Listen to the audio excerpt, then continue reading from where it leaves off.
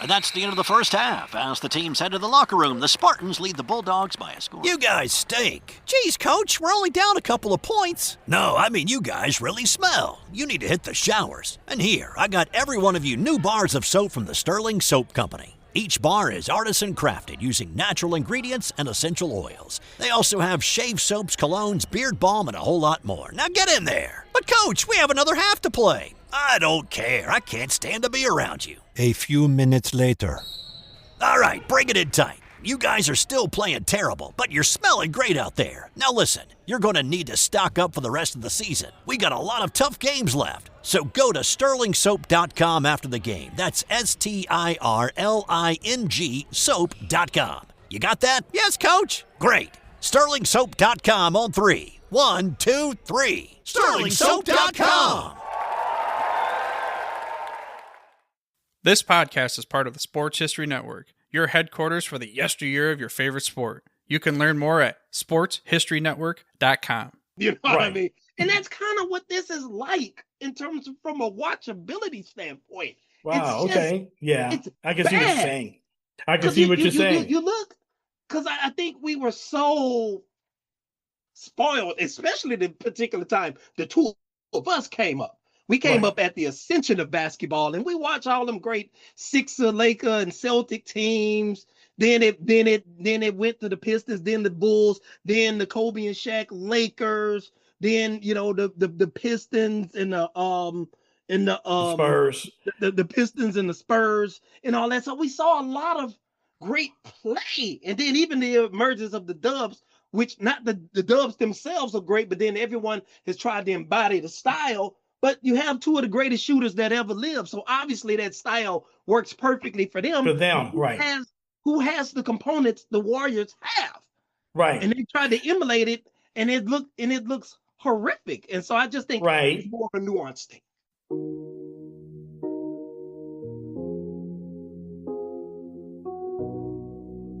Sports from back in the day.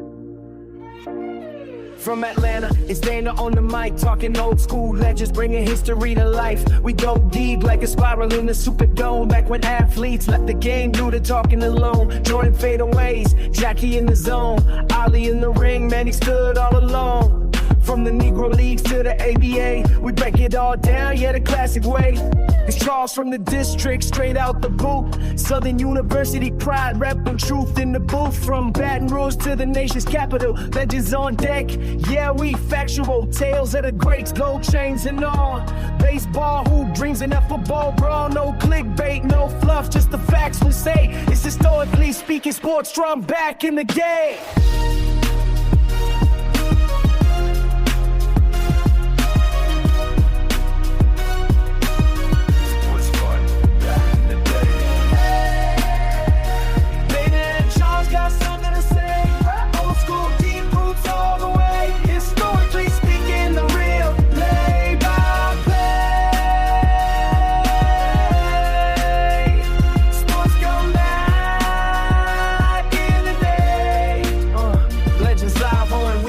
Play.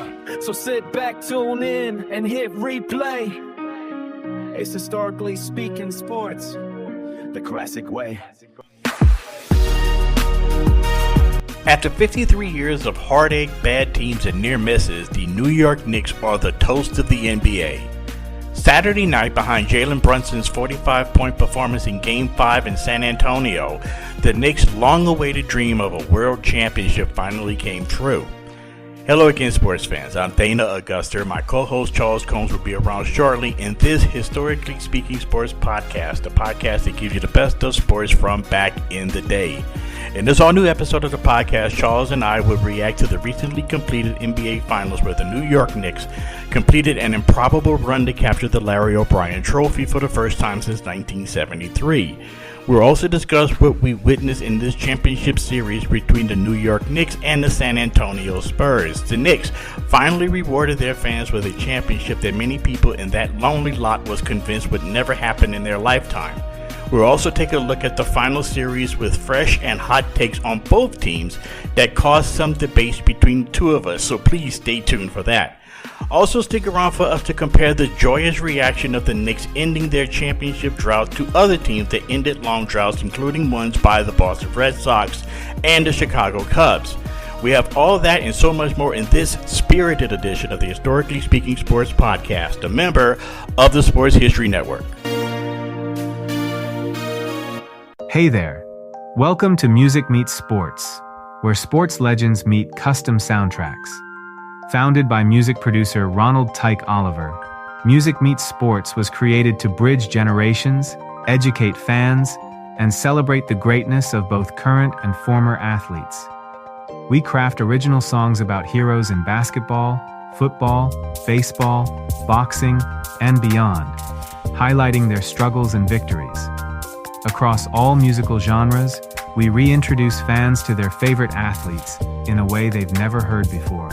From Babe Ruth to Reggie White, from rising WNBA stars to timeless NFL great stream, or download our music now on Apple Music, Amazon, and Spotify.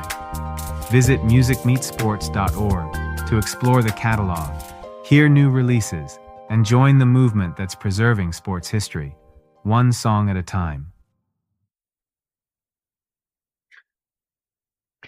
Ladies and gentlemen, we're back here on the Historically Speaking Sports Podcast. I'm Dana Augusta along with Charles Combs once again on this Sunday evening, the day after the New York Knicks ends their 53-year period of heartbreak and sadness or whatever by finally winning the NBA championship that they've been so longing to win for so long.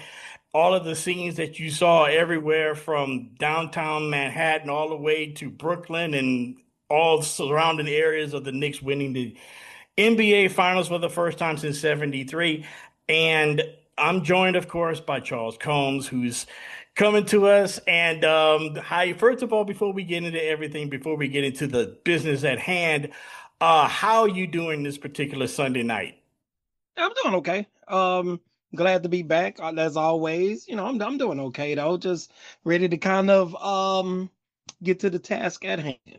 Yeah, you came up with this idea a couple of days ago because right after, give everyone a little peek behind the curtain, we kind of talked about this the day after Game 4 with everything that happened in Game 4, and then you had made mention of something that happened after Game 3 that you at least wanted a little few minutes about. Now, give everybody else another peek behind the curtain. This was sort of like, this wasn't something that we had originally scheduled to talk about tonight. But with everything that happened, we decided to turn this into a actual episode. And we're going to be freestyling tonight. There is no rhyme or reason. We're just going to go where the conversation takes us.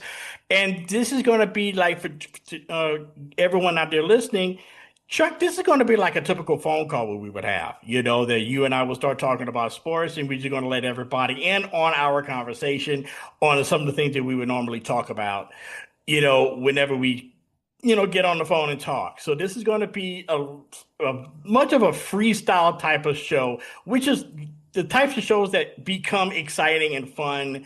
And I know we're going to have a lot of excitement, a lot of fun, especially with the takes that I have, and I know some of the takes that you have. Well, I will only partially agree with you there. It would be like probably 50 to 60% of a phone call we would normally have, because this is going to be an extremely censored and sanitized version, especially from my standpoint. It's definitely going to be extremely sanitized and censored for sure, because I can't really talk like I want to, but right. We have things we have to adhere to, and gotta respect the platform, obviously, and obviously I can convey my thoughts without having to go there pretty much. Right. So, yeah. And ladies and gentlemen, we're talking to somebody who's also a preacher's kid, so he can cut loose. So, but anyway, just your general thoughts. The Knicks win in 5 over the San Antonio Spurs. Now, to give everybody a little bit of context, when I met you, you were a diehard Knicks fan. That has kind of, shall I say, soured over time, I guess, that you're not as big of a Knicks fan as you once were, but at the same time, you conveyed to me over the phone that, yeah, you're a Knicks fan, but some of the things that they did, not so much anymore. So, kind of, without going too deep into it, because I'm gonna let you go really deep into it later. What are some of the things that kind of like turned you off, especially doing this series? And just give me your general reaction to what happened in the series. Okay, well, we're gonna start off with let's go back to last episode. A specific statement you made, and I challenged it at the time, and I'm really going to challenge it now. Okay. You said at the time, well, you were picking the Knicks, I was picking the Spurs, and at the time, this is how crazy the situation has been. I picked the Spurs in 6, but I was like, I hope and pray that I'm wrong, because I kind of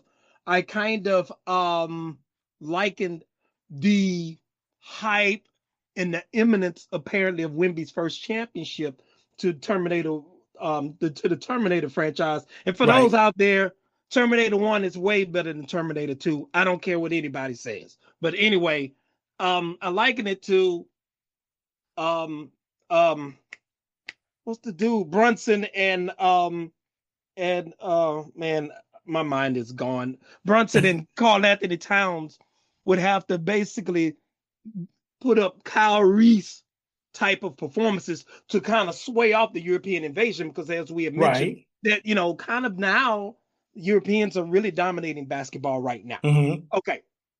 But what happened during the series was I did a complete 180, because even though I would have liked the Knicks to win, and I didn't like I'm not gonna say I dislike Wemby. I dislike some of the things that Wemby do in terms of talking stuff and all that, especially being from France. Now, it's a lot that I could say about that, but I'll leave that out in terms of that. I'll leave that part out. You know, I'll just say see World War One's World War Two. I'll leave it there. But anyway, but then it's just like when I start seeing the images after Game 3 in particular of Knicks fans just jumping on people, just terrorizing people just for wearing another jersey. You know me. I dislike sucker stuff more than anything, man. I hate a sucker, and I hate sucker stuff. And to me, I just think that was just totally egregious, how they were literally terrorizing those people just for wearing another jersey, you know, beating them up, jumping on them, tearing the jersey off of them and things like that. So as a result, back to your statement, based on that, they don't deserve a damn thing. You know, the Knicks fans, they don't deserve anything. You know what I mean? So I did a complete 180, and I wanted them to lose. But then, of course, you know, they won, which we'll talk about. Shout out to Brunson and OGO Ononobi and Karl Anthony Towns, though. Shout out to them cats, though, because they put it down and they played really smart, and they really were showed up at very key moments for their ball club in multiple games. Well, I mean, for me, it was like, first of all, you know me, I look at everything when it comes down to sports from a emotional standpoint and a historical standpoint. Okay, because you know me, I look at things in a totally different, like half glass full type of situation, because I've always been that way. The Spurs win. I mean, the Knicks winning the NBA championship is not on the same level as, say, the Cubs winning the World Series. Is not on that level. It's close, because the Knicks for the longest time had been looked upon as the lovable losers. You know, they play in the most historic arena in all of basketball. They play in New York City, the media market, okay? And this team has always had this, I guess you could say, I mean, I remember watching this one documentary about the 1970 Knicks, and Hayward Hale-Broun, the famous sports writer, said that the Knicks basically is a whole greater than the sum of its parts. And that has been New York Knicks basketball. That has been like just like the fast break is known for the Lakers and ultimate team basketball with the Celtics. And the Knicks are that same way, but they're a little bit more of a grittier, tougher type of game that they play, but they play in such cohesion that team that won last night, winning the franchise's third NBA championship, that team would have fit in with the early 70 Knicks teams. Is that, yeah, you got like Jalen Brunson score more points in an NBA Finals game than any player in Knicks history. But at the same time, you have Karl Anthony Towns, you have OG Anunoby, you got Josh Hart, you got, a whole list of players that are coming off the bench, and they wanted to give a shout out to the Spurs. I don't know if I could. Here's why. This series should at least be going to a game 6, for sure, game 7. In my opinion, there's no reason where you give up double-digit leads in all 5 games. That's what ended up happening. You gave up double-digit leads in all 5 games. Charles Barkley on the telecast said it last night. The Knicks played their worst half of basketball in the entire playoffs, and they were only down by 6. So this, you could say, do you think of lack of experience? No, it wasn't. I will get into more detail about what I think about the Spurs when we talk about game 4, because I have a lot to say about that. And a lot of it you may agree with. And I know it's a lot of it you may not. But for the most part, I lost so much respect for the Spurs in this series. I'm not even going to lie. It's going to take a long time for me to get it back. A long time, But that's all I got to say about that. Well, but my general reaction is I'm happy that the Knicks have won. I'm happy that the Knicks won. I'm happy for the historical fact, because the NBA is better when the Knicks are good. I think there's only 6 teams in the NBA where the team that the league's better when they're good. And the Knicks are one of them. The Bulls is one. The Pistons are one. And of course, the Lakers and the Celtics and the Sixers. When they're good, the league is better, and especially if you have a championship in New York City, I think that's pretty cool. I can agree with that, but I'll say something about the Knicks first, and then I got something in particular I want to say about the Spurs. Okay, you remember last year, probably this fall, we did our favorite and worst 5 sports cities, and New York was at the top of my list because it's no place like watching like fight night in New York. Okay. No place like it, right? And then even their adamant support of their teams, but I'm referring to like Yankees, Mets, Giants, Jets, Knicks, Jets, Giants in particular. But after this wicked display, if we had that episode today, they would darn sure be at the top of my worst cities list. In terms of fandom, because I just don't like sucker stuff, because all of that stuff that they were doing, you grew up. I'll just say this much: they wouldn't come to Memphis, Tennessee, Little Rock, Arkansas, Baton Rouge, New Orleans, Birmingham, Alabama, Houston, especially in the 90s. No, they wouldn't come there and do that, because when we went to school at Southern, a lot of them New York cats used to come down there. I'm from Brooklyn. I'm from BK and all that. Hey, we're like so. So what? Hey man, so what? You know what I mean? So they learn. We have to teach them real quick, man. Like, right? Okay, don't get stomped out now. We're here to get an education, but don't get stomped out. Right? Because they used to talk, kind of be borderline disrespectful at times. So don't get stomped out. We're here for education, but we'll teach you something else. So act like done. Right. Like they say, you know what I mean? Yeah, but, act like you know. Act like you know. But as far as the Spurs are concerned, it was eerily reminiscent of kind of when I was coming up, like middle school and high school in particular. I have one of my best friends. He's still one of my best friends, or whatever. He was my best friend at the time. He still is. And you didn't know me then, but Anybody that has known me since at least the late 80s or early 90s, they know exactly what I'm talking about. If they know me pretty good, pretty well. Anyway, this guy, he was always a guy, he a good friend in a lot of ways, but I did not like this about him. He was always a guy where when it came to women and it came to hoops, you know, if he was doing good, then I could do my thing, right? Right. But if it starts looking like I'm outdo him, especially when it comes to the women, when it comes to the women, he's gonna sabotage to make sure he's one of those guys. I don't come out ahead. He's one of those guys. Okay. Like say for instance, we run into two-man. We run into two-man, right? You know, got a pair of chicks and all of that.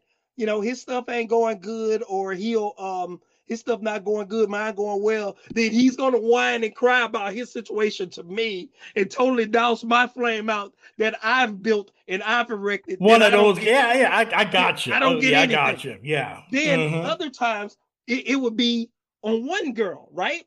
Like it'll be a young lady, she's cute, she's fine. Everybody may be scared to speak with her, or everyone may not be able to establish a rapport or a vibe with her. Yeah. Okay. So, me, I was never a type that really care about that stuff. I just talk to you. I talk to you. I'm trying to get at you, but I'm not. We just just talking. We just talking. We being friendly. Right. Then wherever it goes, is where it goes. Right. He'll sit back and wait until I establish rapport with said chick. Now I'm starting to turn the corner and all of that. Then here he comes. He want to sing shy, he want to do all that. Man, look, I'm not about to sit here with you and be court gesturing over the chick, man. You think I'm about to spin on my head to try to win the affections? You know what? You go ahead on. You do your thing, right? I'm going to step back, let you make a fool of yourself. You do your thing. Then surely enough, when I do that, he falls flat on his face. Now nobody can get anything. Exactly. You know what I mean? That's what the Spurs did. That's what the Spurs did to me. You know what I mean? It's like this team, OKC, even with the missing two pieces, would have beaten the Knicks in 5. Even with the missing pieces. I don't. Well, that I would disagree with. I don't think they'll beat them in 5. I don't think they'll beat them in 5. No. 6 maybe.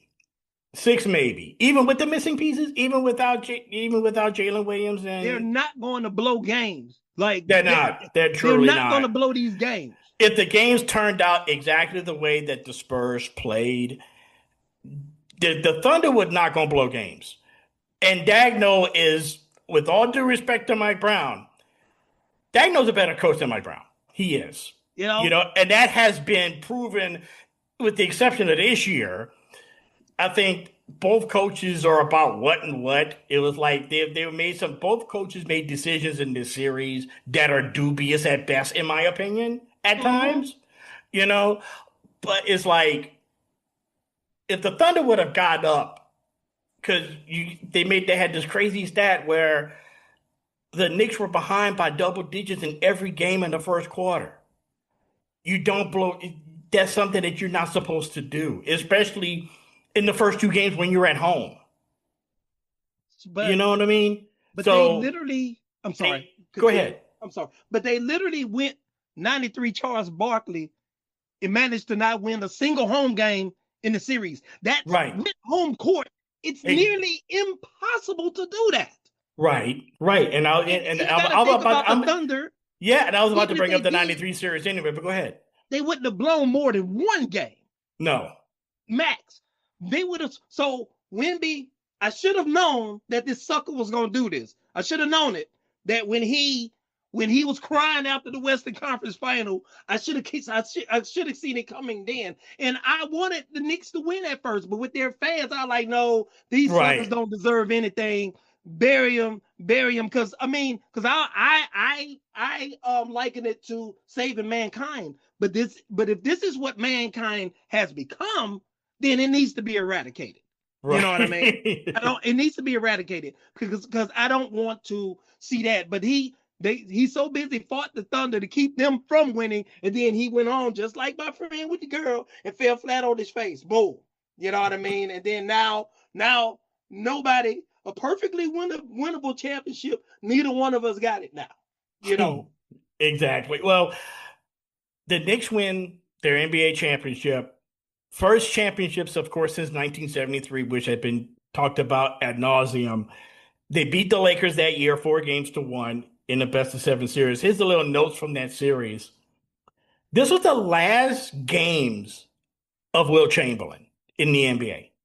Wilt Chamberlain would announce his retirement shortly after the series, but would play a couple of games in the ABA and become a coach in the ABA for a short time with the San Diego Conquistadors of the ABA for a very short time. Willis Reed was MVP of that finals. And this was something I didn't really know. Well, I kind of knew it, but I just kind of got the years wrong. This was the last NBA finals broadcast by ABC before CBS took it over. And they wouldn't have the NBA finals again until 2003. So from 74 to 90, it was on CBS, and then from 91 to 2002, it was on NBC. But this was, this was ABC with Chris Schenkel and Jack Twyman and Bill Russell calling the game from courtside, for ABC, which was kind of cool. And then Keith Jackson was doing games too back then, so that was kind of cool. And then here's some just random stats from this series, which I thought were interesting. This is the 8th consecutive year that we have a different NBA champion, which is the third longest streak. It's the longest streak in NBA history, but it's also the third longest streak in the history of North American sports, where you have we have a stretch of 8 consecutive years with a different NBA champion. 2019, the Raptors, 2020, the Lakers, 2021, the Bucks, 2022, the Warriors, 2023, the Nuggets, 2024, the Celtics, 2025, or OKC, and then this year, the New York Knicks. 8 consecutive years, which is the third longest, again, in the history of North American sports, the longest in NBA history. It is tied with the NFL's 8 straight between 2009 and 2016. Okay. But the longest is in Major League Baseball, where you had 10 straight years between 1978 and 1987, where you did not have a repeat champion, where every year was a different team winning it. So with all that being said, Chuck, I have one question for you. Sure. Everybody talks about parity in different sports. Do you think parity is good for the NBA?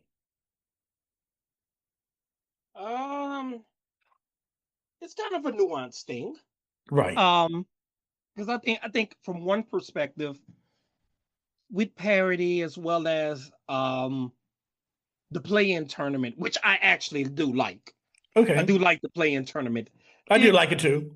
It can keep more franchises involved, more fan bases engaged. Yeah. And things like that. So I think, more teams in it, more fans have a vested interest, things like that. Theoretically, I think that is good for the sport. On the other hand, it's also, I think some of the drawbacks is, and it's not, and it really doesn't have anything to do with parity per se, but I was going to say the quality of play, but right. The parity is an element, but the biggest element is just the fundamental lack of talent that the league generally has now, right. And it's just so that's not good, because it's just like it's watching bad basketball. It was kind of like I was telling you the other day, right? We used to go hoop, towards the end of the run, the last game, 2 scrubs, we get into it. Over something. They usually fighting over a rebound that neither one of them are going to catch anyway. True. So then they'll get mad. Well, let's play one-on-one after the game. Let's play one-on-one after the game, right? Mm-hmm. We ready to go. We got homework to do. We might got to go to we may have a young lady we trying to get with later on in the evening. Let's play 1-on-1 now. We used to play the 12 by The 12 one. by ones, We right? used to play the 12 by ones. Well, we gonna go to 12. We like, no, No, no, both no. of Y'all y'all going to say 5. Y'all going y'all to going to 5. 5. Because if we wait for you to go to 12, We'll be here all night. We'll be here till 11:30 tonight waiting for one of y'all to get to 12. No, y'all going to 5. You know what I Right. mean? And that's kind of what this is like in terms of from a watchability standpoint. Wow. It's just Okay. Yeah. it's I can see what you're bad. saying. I can Because see what you're saying. you look, because I think we were so spoiled, especially the particular time the two of us came up.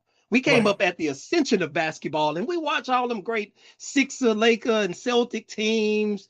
Then it went to the Pistons, then the Bulls, then the Kobe and Shaq Lakers, then the Pistons and The Spurs. the Pistons and the Spurs and all that. So we saw a lot of great play, and then even the emergence of the Dubs, which not the Dubs themselves are great, but then everyone has tried to embody the style. But you have two of the greatest shooters that ever lived, so obviously that style works perfectly for them. For them, right. Who has the components the Warriors have?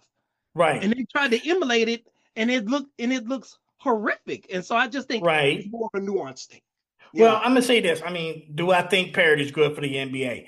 Well, I'm gonna say it like this. It's good in some sports. It's good for the NFL because the NFL is a once a week thing, and having a different team win it every year, or at least in some type of hunt, there's a different team in the hunt pretty much every year, other than the Super Bowl champs, is a good thing, right? For the most part, I think, in the NFL. But on the other hand, there's this. Okay, the most successful and the most popular era of Major League Baseball had to be like the 1950s, late 50s, like 40s, 50s, and early 60s. Okay, that was probably the most popular era of baseball ever, right? That era was all Yankees and Dodgers every year. They played in 47. They played in 51. They played in 52. They played literally every year in the World Series, but that was like, a team from New York had won the World Series every year from like 1949 through 1956. A team from New York had won the World Series. And it was either the Yankees, the Dodgers, or the Giants once or twice. But that was the most popular time in baseball. And what happened to the other, 13 teams in Major League Baseball at the time? They didn't exist? No, they just couldn't compete. But that was still the most popular time in baseball. The NBA, you just mentioned it, during the time that we grew up, the 80s and early 90s. Okay, in my opinion, the golden age of basketball stretches from 1980 to 1998. That's a span of 19 seasons. During that 19 seasons, there's only 6 teams that won the NBA championship in those 19 seasons. So NBA may be just a totally different animal because its most popular time where a few teams won.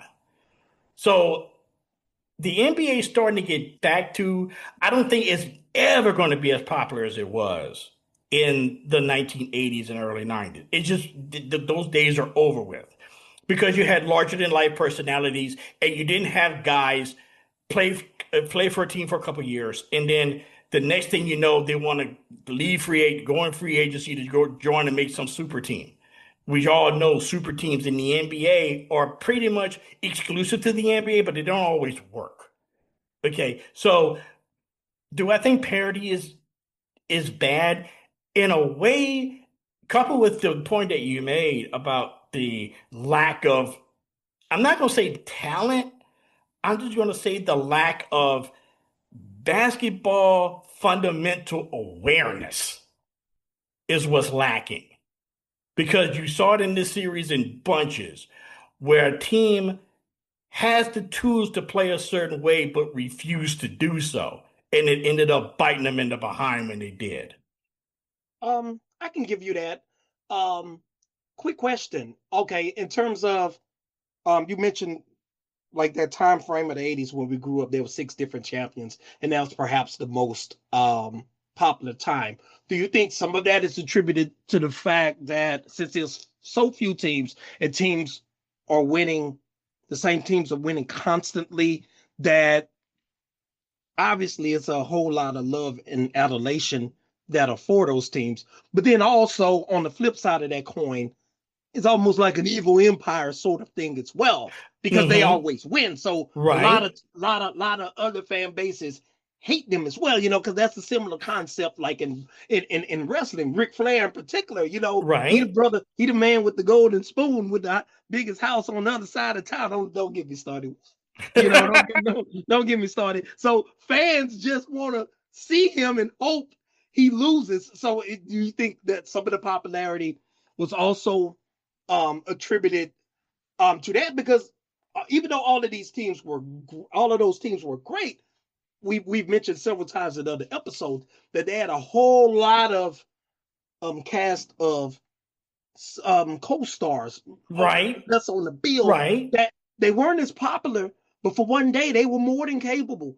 Like we talk about Alex English, Bernard King, guys like that. For one day, he'll drop 50 on Bird. And that's what made it cool, was the fact that you had like 2 or 3 teams that you knew that was going to be in the NBA Finals or close to the NBA Finals every single year, and everybody was going to give them their best shot. And that's what made it so much fun, was the fact that you knew that the Celtics were in a championship. The Celtics were in the playoffs against the Bucks, with Sidney Moncrief and Junior Bridgman and Terry Cummings. They were going to give them one hell of a series, because they were going after what they had. The Bucks never really had enough, but you knew that the Bucks were going to give them their best shot. The Hawks, another one. Different teams out west. You had Denver and Phoenix and Seattle, giving the Lakers a little bit of hell. But you knew that those teams were going to give them their best shot. And that's what made it so interesting. That's what made it so fun, was the fact that, all of these teams were going to give them their best shot. In the 90s, you had the Chicago Bulls, but you also had the Indiana Pacers and the New York Knicks that were going to give them problems, and that was what made it so entertaining, was the fact that on any given night, John Starks would dunk over half of the city of Chicago. On any given night that Reggie Miller was going to hit a 3 to beat the Bulls on the last second. You knew that possibility was there. So that's what, and then plus the players back then, in my opinion, they didn't have the athleticism that the players do now. I give you that. But they don't have as I said before, the intellectual aptitude for success in the NBA, as far as like basketball fundamental intelligence. That's what's lacking. Okay, let's stay right there for a split second, if you don't mind, because we're freestyling, right? Yeah, let's stay freestyling. Right, okay, because like a lot of times people be like, well, players are far more skilled and so forth. No, you hear that constantly now. They're not. Right? They're not more skilled. They're more athletic, but they're not more skilled. It's like, okay, if Dr. J was able to take a gather step and an additional step, which is essentially 4 steps. A travel, yeah. He would average 45. Yeah. If he could do that, if he could take 3 extra steps, basically, he would average 45. You know what I mean? It's like, and I'm just saying, and then like watching the game, like for example, like in game 4, the Fox shot, right? Those used to be plays where the little man, he'll pull it out, right? But even if he didn't pull it out, he would still make the shot, because it seems like these guys now, they don't have the creativity. Like I was telling you the other day, they don't have the layup and the jelly packages around the rim. No, so they if don't. They can't elevate over the top and dunk it, they can't finish around the rim where it used to be. Man, Gus come around there. Right. Man, Gus, that play the other night, Gus would have ran right through there if he went for the shot. He might have blapped on him, but if he didn't blap on him, he jellied him. At the last minute, he'd have used that rim as a shield and came out on the other side and laid it up off the top of the glass where the man can't reach it. And it's like you don't, other than Kyrie Irving, you don't see those high jellies off the top of the glass where the big man can't get it. Right. Or, You don't. Or the runner or the high runner just over the thing. Because it's like these players, they don't have the skill. I don't think they have the creativity, and I don't want to get too deep into it. But it's reasons why, because I think predominantly, just to sum it up really quickly, they play mostly with their own age group. Right. Whereas, and we talked about this the other day, whereas us, man, you get 13, 14, you played whoever came to the court. You took on all comers. That could be older kids, your older brother friends. That could be grown men. Grown men. You drive down the lane, you get knocked down. I remember I got knocked down. I'm on the concrete looking like, damn, My older brother Max say, well, damn, man, you said you wanted to play, didn't you? Yeah. I say, get up. Get up. Yeah. Stop playing.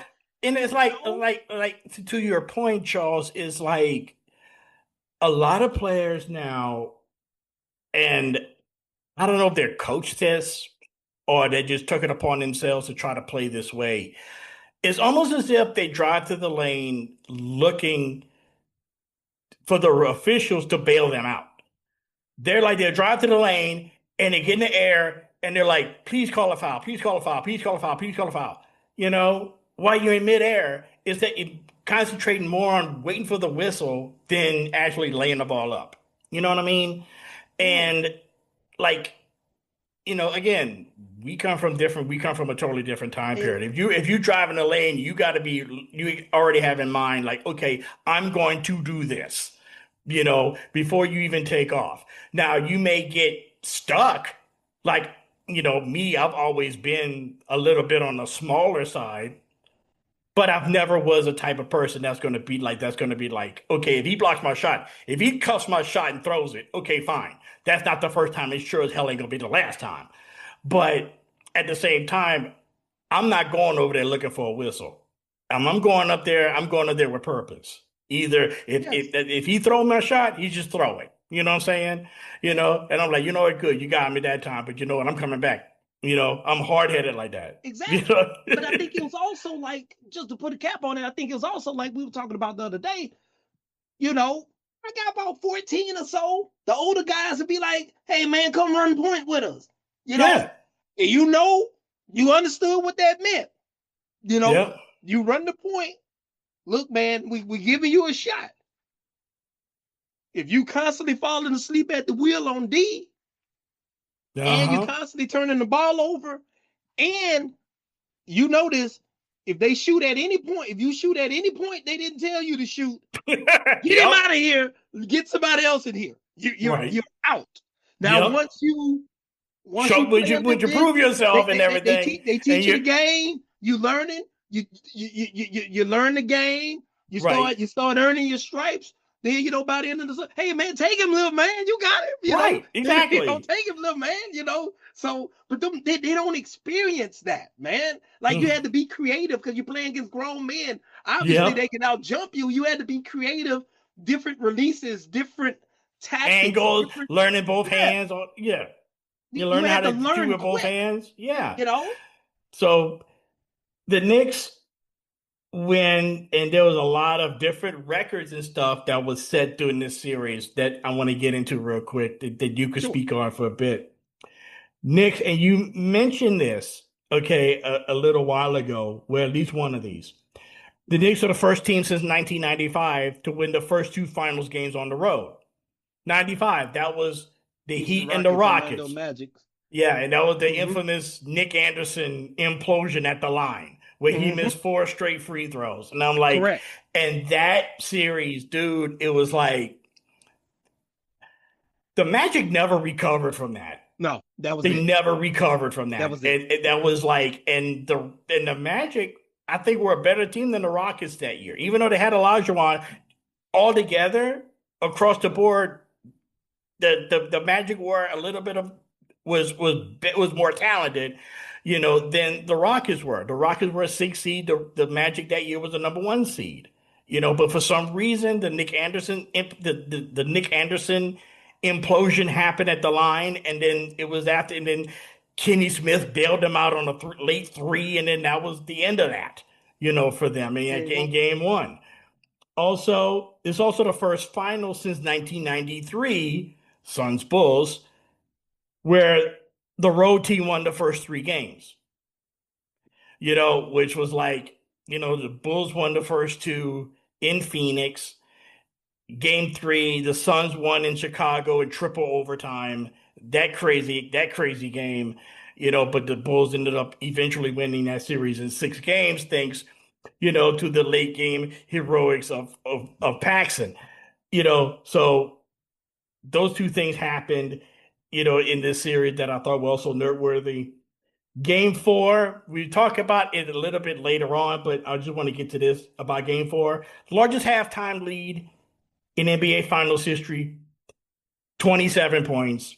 It's the third largest, I'm sorry, the third largest of all time.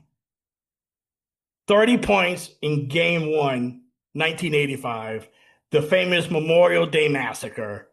Celtics over the Lakers 148-114. Lakers at the half, the Celtics at the half led by 30.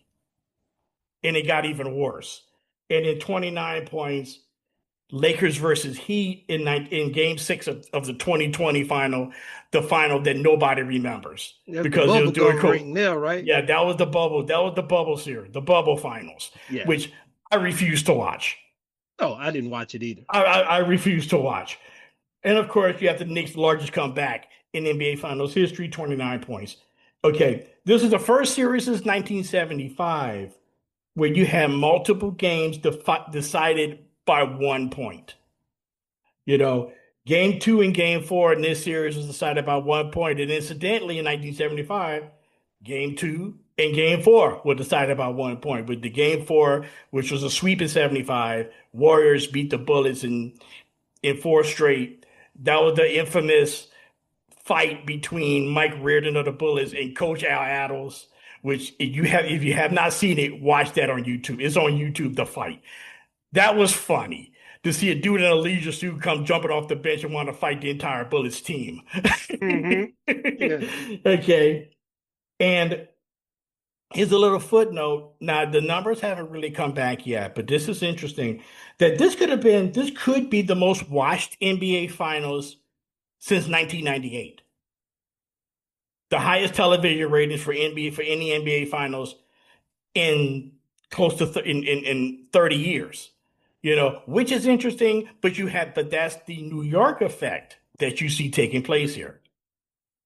Wow, that's interesting. Now I have an admission to make. But I don't really watch sports as much these days. I didn't watch a second of the series. I obviously go back on replays and watch highlights and things like that, because it's like equivalent to like, NBA is kind of equivalent now, because we talked about the previous era. I'm dating myself here. I don't know if you remember, when I was a little kid, man, now it's off. It's off the air because of the rebel flag, the Confederate flag, and all of that. Dukes of Hazzard, of course. Every kid from the South watched it. Black, white, whatever. That was the show. That was the show. The Duke boys. I love Roscoe Train. I used to love Roscoe, man. But do you remember they were #1 show, right? And then John Snyder, who played Bo Duke, and Tom Wopat, who played Luke Duke, they had a contractual dispute. And so they put him off for like several episodes. Then they brought literally carbon copies of them. Right. Coy and Vance. They looked, I think Vance had the dark hair like Luke, and the other dude Coy had when it got to that, I stopped watching it. And it was like everybody was just like, okay, and then even though they after a while they settled the contract dispute, it was never the same. It wasn't the same. Like, to me, it's just like the quality, and I know it's the New York effect, but in general, last few seasons the ratings have been way down because it's just not right. It had been right. But it seemed to be like a very good series, compelling in terms of the drama, not necessarily a well played series. But, right. I mean, that's the thing. It's like sometimes you have games in sports where it's fun to watch because it's so badly played. Like, for example, one day I didn't have nothing to do, and I just stumbled across this on YouTube. Everybody said that one of the worst played Super Bowls ever was Super Bowl V between Dallas and Baltimore in 1971 with all of the turnovers and stuff. I went back and watched that game. It was actually fun to watch because it was badly played, a lot of turnovers, a lot of penalties and stuff like that, and it was actually kind of fun to watch, believe it or not, because it's like they were playing so hard and both teams had like baggage that they were dealing with. The Cowboys were basically next year's champion. They were trying to win their first Super Bowl. They had been there so many times and lost in last second. The Colts, on the other hand, were still reeling from Super Bowl III. So they were playing with a little bit of charged anxiety, I guess you could say. And it was just both teams were so desperate that it was like, okay, something got to give here. They were trying too hard. Both teams were literally both trying too hard, and that's what made it fun. Okay. That both teams were trying so hard, that's what made it fun. As opposed to you have another bad Super Bowl 12, Dallas and Denver. That game was just hard to watch because every 2 plays Denver was turning the ball over. That was just the worst Super Bowl ever. I went back and watched that for research for a previous episode on here, and dude, it was hard to watch. Oh my God. I mean, NFL Films did their best to use your phrase, turn chicken crap into chicken salad. NFL Films did an awesome job of that because I went back and watched that game like in real time. Oh my God. It was a horror show. Wow. It was a horror show. You know what I'm saying? But going into the games itself, and we're going to quickly go through the games itself, the first 2 games. Game 1, you had the Knicks winning game 1, 105-95. Brunson finishes with 30 points, 13 points in the fourth. Wembanyama, 26 points, 12 rebounds. Knicks started slow, and then they ended up erasing a 14-point deficit in the third quarter. Okay, they led 55-48 at the half. So again, you see early on, Knicks fall behind. They gather themselves, and Brunson said it in the post-game interview last night, is that maybe sometimes we get confused on what time the game starts. The game started at 8:30, but we don't get started until 9:15. You know what I'm saying? And that's going to be a common theme throughout this whole entire series.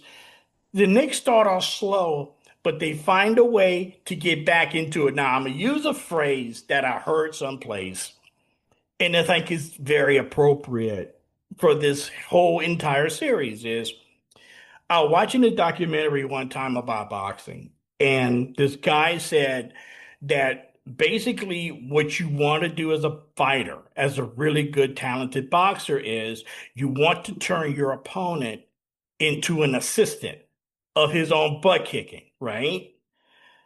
The Knicks did that because the Knicks made the Spurs a system in their comeback because they forced the Spurs to try too hard or force them into bad decisions a lot of times. Now, a lot of people may say, well, it's inexperience and that sort of thing. Fine. Inexperience can only take you so far. You know what I'm saying? But somebody got to be there and say, okay, we screwed this up in game 1. We can't do that again in game 2. You know what I'm saying?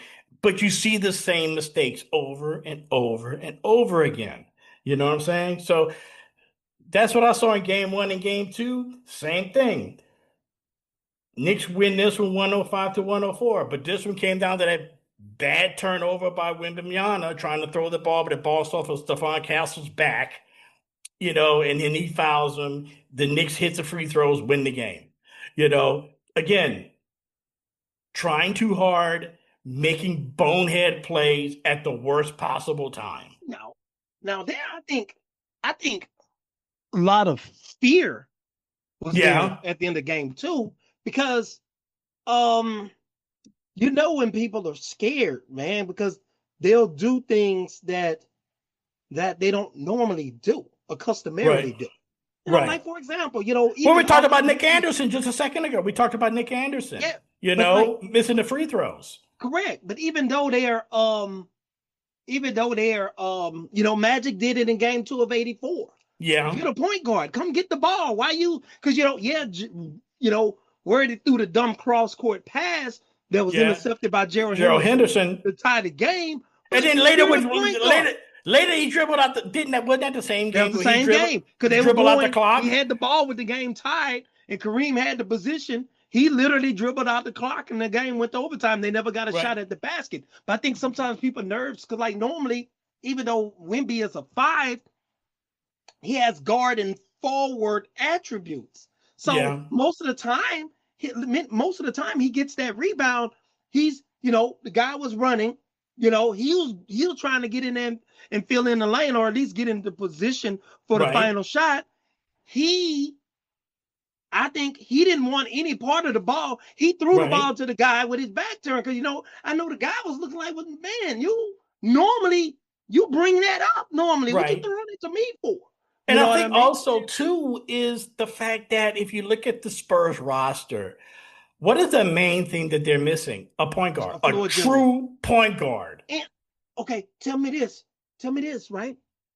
Now, obviously, he was a much more diminished form of himself.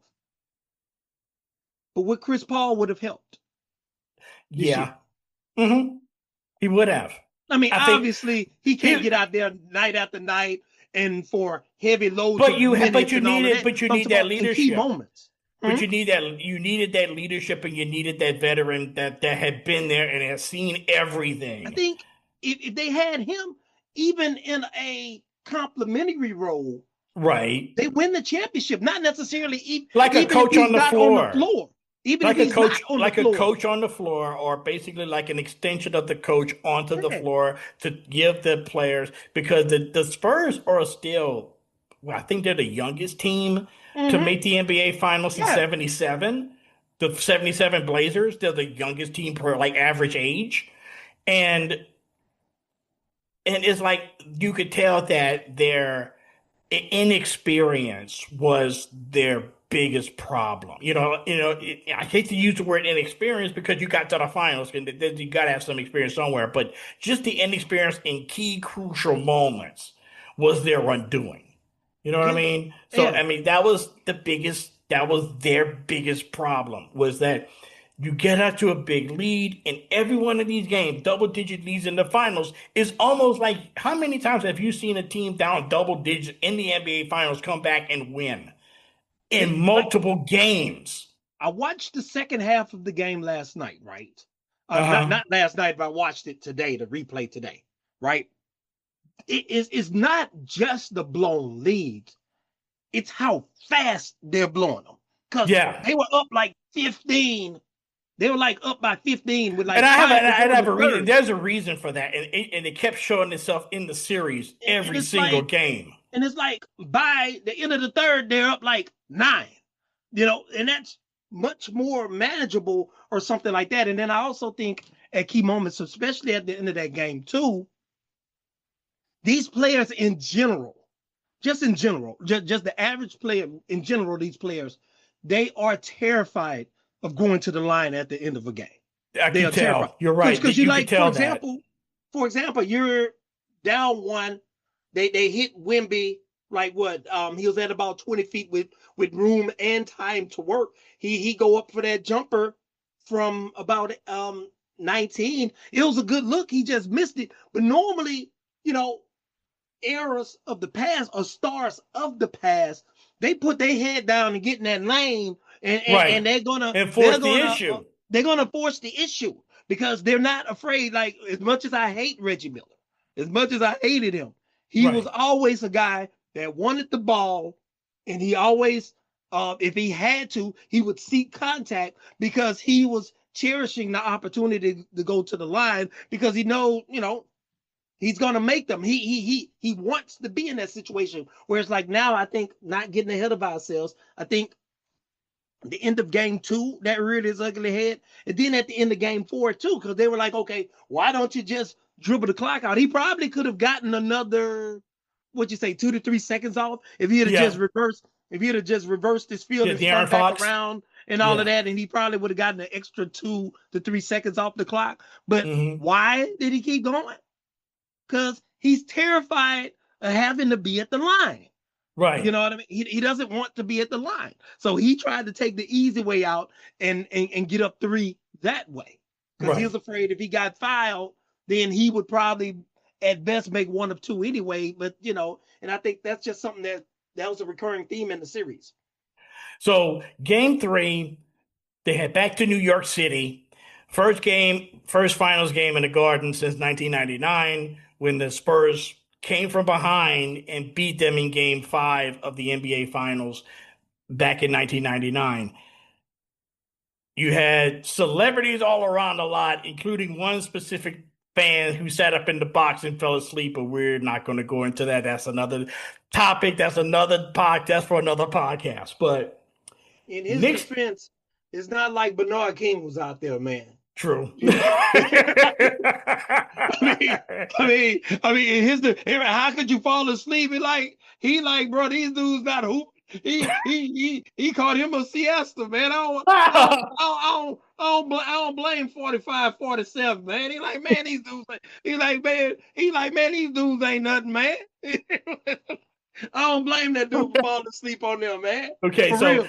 The Spurs end up winning this game 115-111. Okay, Wemby with 32. Brunson had 32 again. So the Spurs break the Knicks' 13-game winning streak, which, to be fair, not too many teams. To be fair, it was eventually going to happen. Yeah. That it's next to impossible to have a 13-game winning streak in the playoffs. It's next to impossible to have that. Okay. It is still it was the most watched NBA game in the NBA Finals since 1998, since Game 6 of the 1998 Finals. Okay, and you wanted to get into this, and you kind of got into it earlier. But at the end of the game, you had 21 fans taken into custody and 5 officers injured in a brawl outside of Bryant Park at the watch party there. Now, to those of you who not read, and I had to look this up because I've never been to New York City, but I kind of heard of Bryant Park. It's in Midtown Manhattan, within a stone's throw of Madison Square Garden. It is, and there's a brawl, and you kind of wanted to talk more about that, and I got an addendum to what you're going to talk about with this. So go ahead. But to me, man, before I go into that, just one thing about Game 3. Like a lot of times we talk about timeliness of plays or timeliness of shots, right? In this particular game, De'Aaron Fox was 4-14, 0-5 from 3 for just 12 points. But he hit 2 of the biggest points at the most essential time. So a lot of times it's not how much, it's when. A lot of times. And that was a very timely basket to help the Spurs close that game out and just be down 2-1 in hopes of tying the series in Game 4. Now on to after Game 3. This is whereby allegiance switched, because you just start seeing the things like, jumping dudes, bloodying dudes over a game. And you and I have always talked about this a lot of times. Like, right, okay. Even though we both are very, very competitive, when you get to a certain level of sport, to a degree, there are no losers. Right. You know what I mean? Because, like you think about, okay, De'Aaron Fox, he has a 4-year, over 200 million extension starting next year, which is going to be impossible to trade. There are no losers when you're making that kind of money. You know what I mean? But I'm just saying the images from New York fans just terrorizing anybody that was wearing a Spurs jersey. They're just crazy and just sickening. And then they literally out there gang banging like they the Bloods and the Crips, except for this time they banging for the blue and the orange. You know what I mean? And it's like you gang banging, you punching people in the face. And to me, that's sucker stuff, man. Right. I can't stand a sucker, and I can't stand, one of my pet peeves is when people do things because they know it's likely not to be any consequences. That's You know right. what I mean? Exactly. It's 100 of you, one of him. The chances of you catching some consequences in terms of bodily harm is going to It's be very, minimal very, very and little. whatever. So Very they little. give you a lot of liquid courage. And then I guarantee you the exact same guy, if he saw you one-on-one the next day, you would be trying to greet him or something. Yeah, you know what I mean? You won't want that smoke if it's one-on-one. And it just sucker stuff, man. And I don't like sucker stuff, man. And so, and I mentioned before, we mentioned at the beginning of the episode, you're like, you wanted the Knicks to win because they deserve a championship. If I saw that, I was like, they don't deserve nothing. And then you talk about the Knicks celebrities. Okay, fine. But let's be honest. They're, like you go to LA, you see Will Smith, you see Denzel, you see Jack Nicholson, you understand? You see Eddie Murphy, you understand? You see Chris Rock. We see A-listers over there. You know what I mean? You go to New York. What we see? We see Ben Stiller, Spike Lee. B-list. You ain't the same. B-list. Well, I'm gonna say this about and you know me, Seinfeld. And you know me. Okay, I am like the last person that's going to be a Laker apologist. The last person. I despise the Lakers with every fiber in my being. Okay. The one thing that really, basically the New York Knicks are Laker fans without the conceit. The conceit. Because Laker fans are totally different from New York Knicks fans. Because Laker fans, it's almost like they're entitled to be in the finals every year. Mm-hmm. Think about it. I mean, it's not necessarily with the Knicks. Did they win? That's all that matters. With the Lakers yeah, you won, but you didn't win by 30. With Laker fans, it basically is, how much did you win by, and did you look good doing it? Yeah, but at least you don't gotta worry about being beat up after the game. You want to bet? You don't have to worry about that. Want to bet? I know Dodger fans are like that. Want to bet? But I just think it was some sucker stuff. I don't like it. I hope Wemby come out and whoop they butt, because it would be nothing. Hey, you did say that. You did say that on right before. It would be nothing like. It would be nothing like they had won the first 2 games, and they were so sure she was coming to town, baby. And then at the last minute, it gets, you know what I mean? It kind of, not to make too many cultural references, but I don't know if you remember the Inkwell with yeah, of course, with Lorenz Tate. He had the date with Jada Pinkett's character, yeah. and he was waiting on the porch all day and stuff. She ain't come. Then all of a sudden the light turned on in the living room. He go peek in there. Big old muscle bound dude in pal tighty white is in there putting in work. On Jada. He sit up there, he had his little flowers, he threw them and started crying and stuff like a sucker. And we all been there before. It's happened to me before. We all been there. But they were so sure. And I would have loved, because after the first 2 games in San Antonio, they came back to New York, especially game 3, like it was just going to be a coronation of sorts. True. That's right. And you do have a point. That did happen. And I was kind of expecting it because of the way that the Knicks came back in both game 1 and game 2 and the way they looked. And you're like, okay, maybe, but I was still like, well, they won the first 2 in San Antonio. No team has ever come back down 2 games to none, losing the first 2 at home. That's never happened before. So you kind of knew that history was on their side, but also knew better than to think, because we're dealing with the New York Knicks here. You know what I'm saying? So after that, and I was doing some research when I was getting ready for this, and I kind of remember this when you talked about, because you said that you had wanted to talk mainly about what happened after game 3 with the brawl and stuff.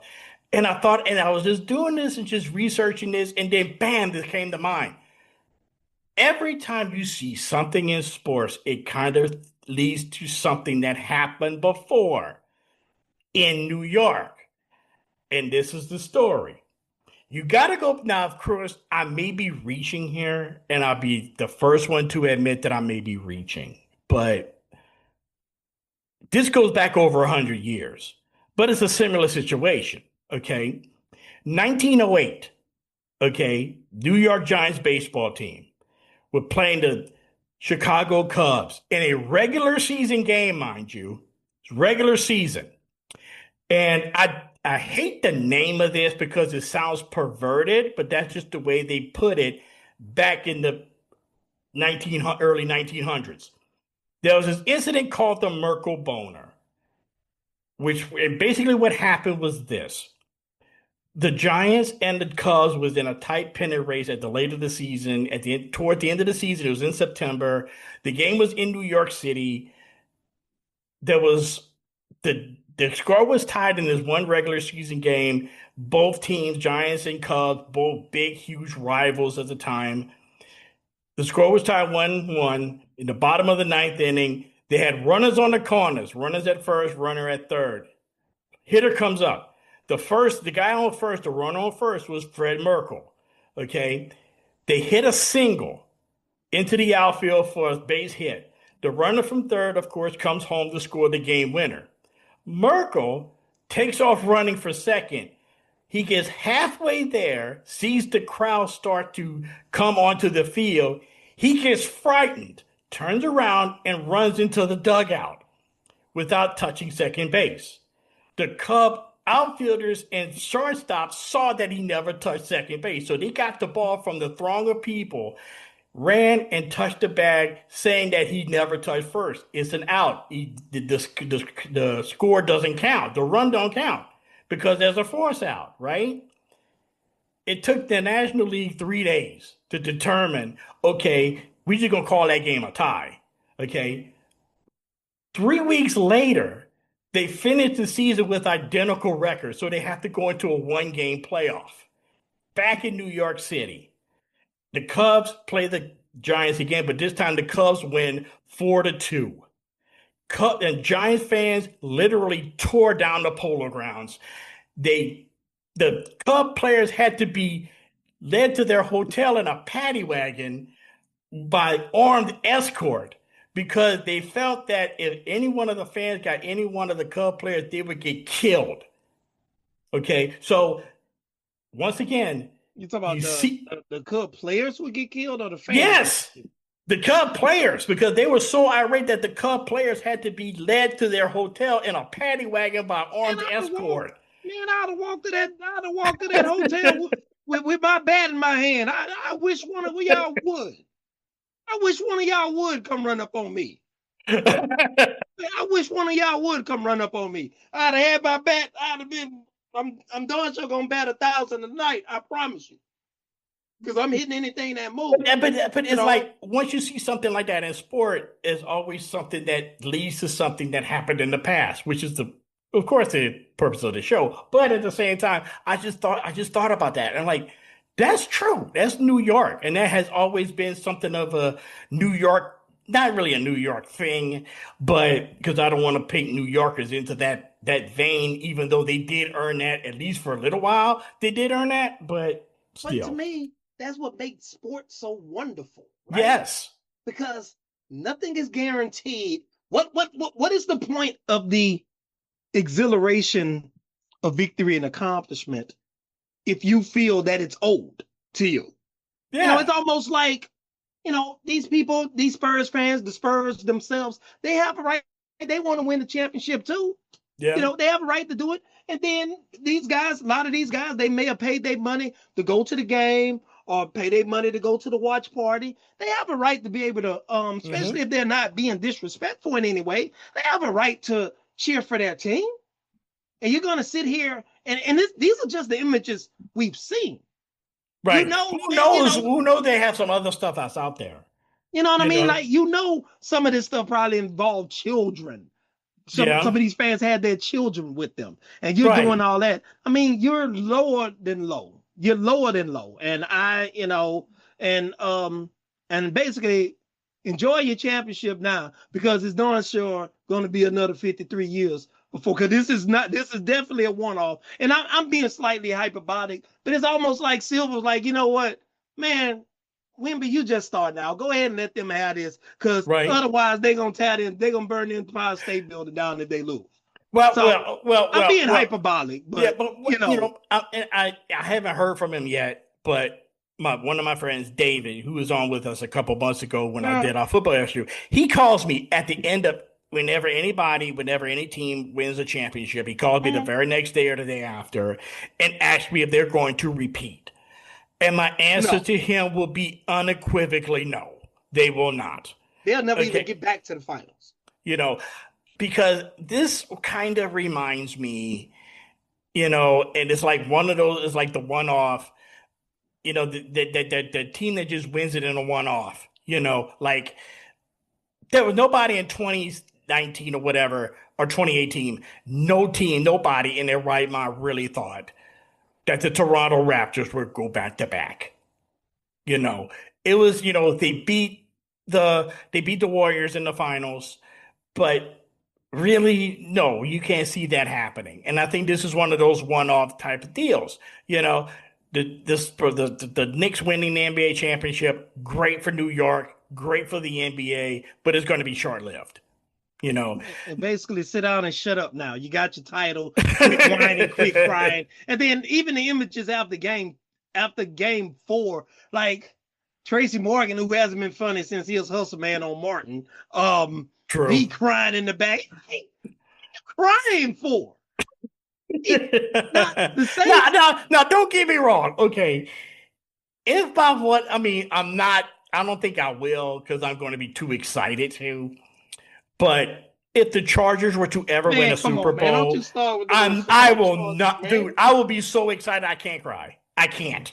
I would be so excited, like, yes, like finally. I'm not one of those dudes that's going to cry at the end of a game. I've only cried at the end of a game one time, and that was when I played baseball in high school, and we lost on the last play of the game. Yeah, you cry if you lose. Yeah. Yeah, we lost a playoff game. We lost a playoff game to John Ehret, in baseball. You were on the field. You were involved. I'm talking about a bunch of fans. Right. I mean? Then I can't do that. Now, on top of that, right, another thing, and I know we freestyle, and I'm getting ahead of myself a little bit. What is this stuff with Patrick Ewing? He finally got a trophy. No, he didn't. And I love him. Him. You know how much I like Ewing. I mean, let me ask you this. Okay. Do you think it would be appropriate? And I know the answer to this, and I will answer that question for you, as being a lifelong Charger fan. If the Chargers were to happen to win a Super Bowl, do you think that Dan Fouts, LT, should be able to get a ring? In my opinion, no.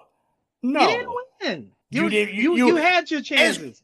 I would say this: if they want to give them don't give them the Super ring, like an honorary captain or something, or like a ring, he didn't earn it. He finally get a ring. No, he doesn't. He didn't. He hasn't played for the Knicks since 2000. You know what I mean? Oh. So what? So he'll with the Magic too. He'll sad as hell too. But right. And the Sonics. If the Magic win one, he get a ring then?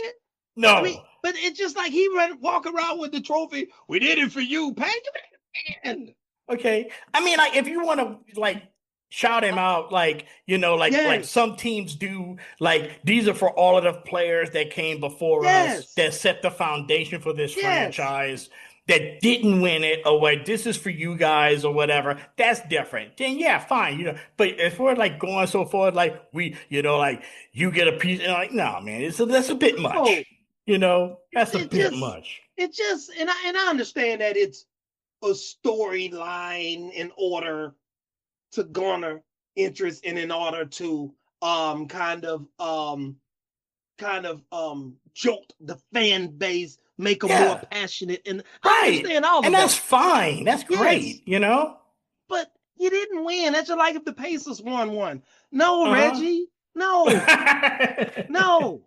You don't get a ring. No. You didn't win it. What difference it makes? Well, I mean,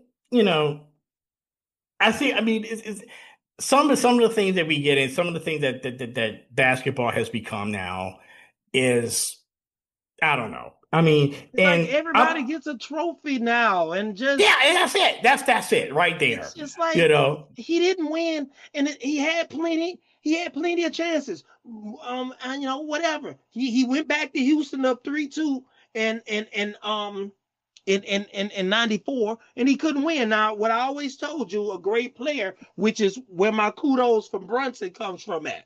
Mm-hmm. I think in a series, whether it's baseball or basketball, you better at hockey than me. I don't know about that, how the constraints of hockey is. Every great player, I think a lot of times your team has to win a game.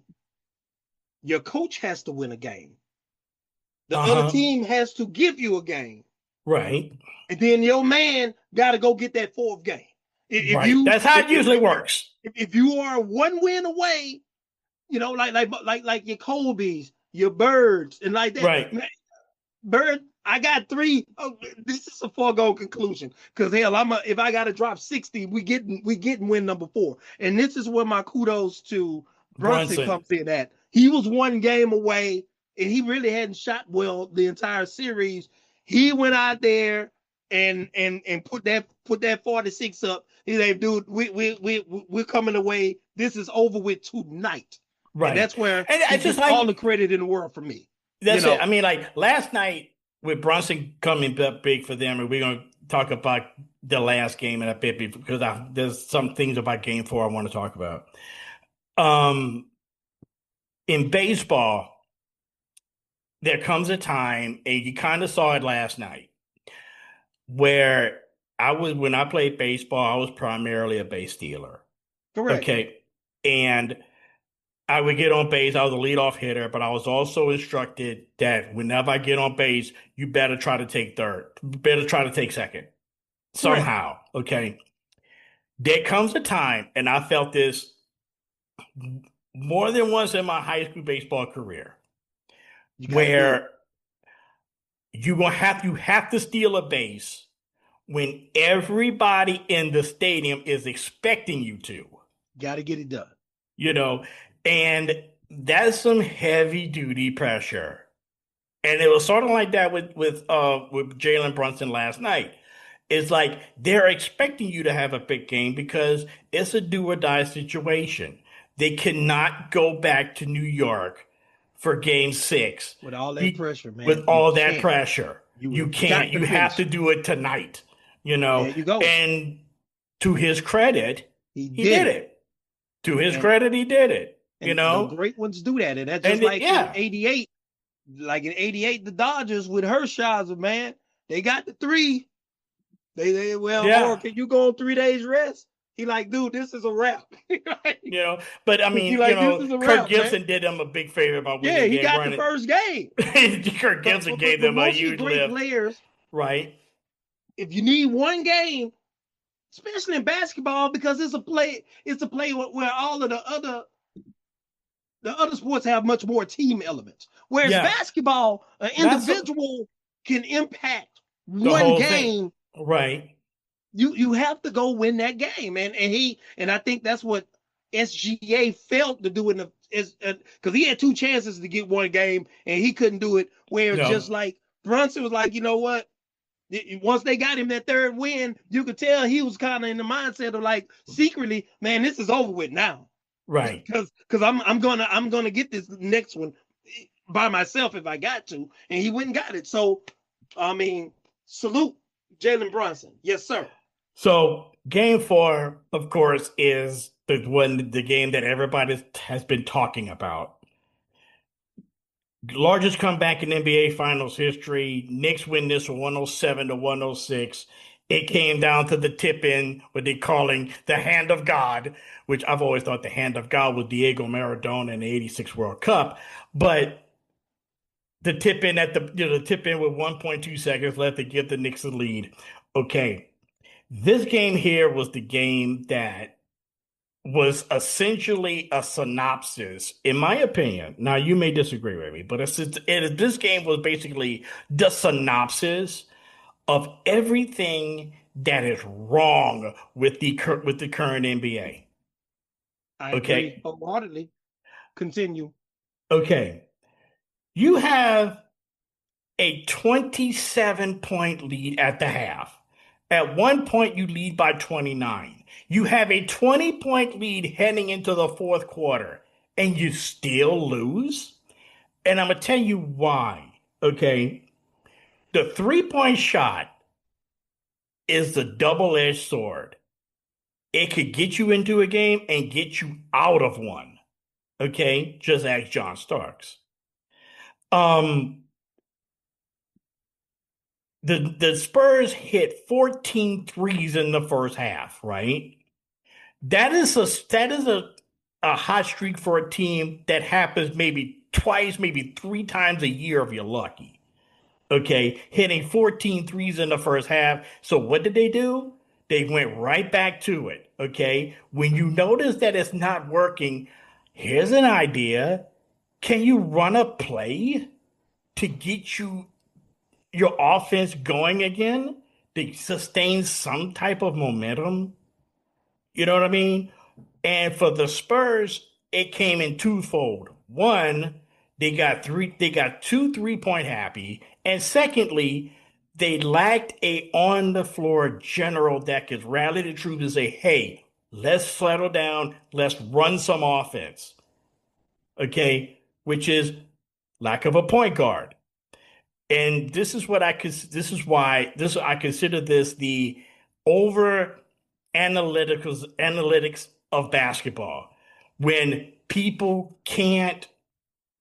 teams have lacked the ability to adjust on the fly when something's not working, to shift to another gear or shift to another part of their offense or shift to another part of their game plan. They have one game plan: shoot threes, and if we miss them, we just shoot some more threes, and eventually we're gonna get them. We're gonna hit some. Yeah, it works mathematically, but sometimes when the shots ain't hitting, you're opening the door for the other team. Secondly, when you're shooting them, they shoot them early in the shot clock.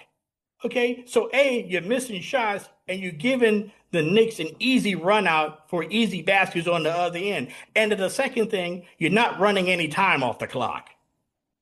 So you're giving them time and opportunity to get back into this.